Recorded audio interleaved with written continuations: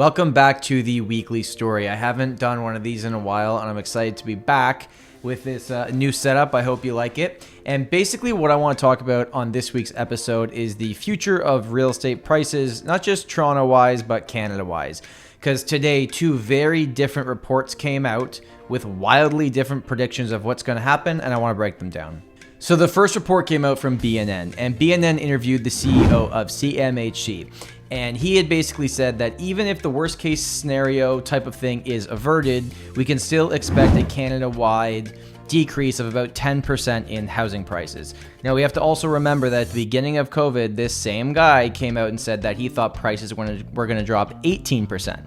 And in that same time frame, prices have actually gone up for most markets in Canada. So he wasn't right on that one, and now he's cut his prediction in half. But I think he's just trying to be cautious about everything. But it's completely different from another report that came out from CIBC. So the second report was from Benjamin Tal. Now, Benjamin Tal is the chief economist for CIBC, a very, very smart guy. I've seen him speak multiple times, and he has a kind of refreshing and non-scary way to talk about what's happening that I think the general public gets a better understanding of. So in his report, he basically forecasted that he believes the housing market will remain stable because people's savings have actually jumped up a ton recently because less people are going on vacations, doing things. A lot of people are saving more money because they're just thinking in the future, like, I don't want this to happen again. If there's a second wave, we want to save our money. So he's predicting that the housing market is going to actually be stable, which to me, that just means balanced out, not going to see a ton of jump, not going to see a ton of downward pressure,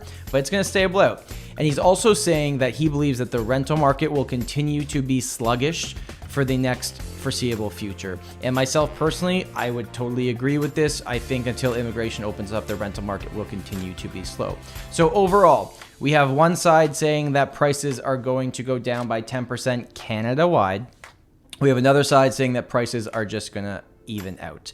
So I don't think there's any right or wrong answer here, just two different opinions. What I will say about the people that predict the crash is that if you say something enough, eventually it's going to happen, right? You're going to be right at some point. So just something to keep in mind. Overall, in our local market in Toronto, if you have a house, the housing market is still doing very, very well. The condo market has very much slowed down. It is a balanced out marketplace.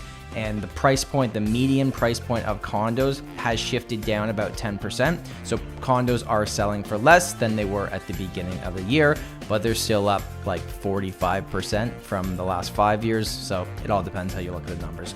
I hope you found that valuable. If you have any questions, please let me know. Have an amazing day. And remember, home is where your story begins.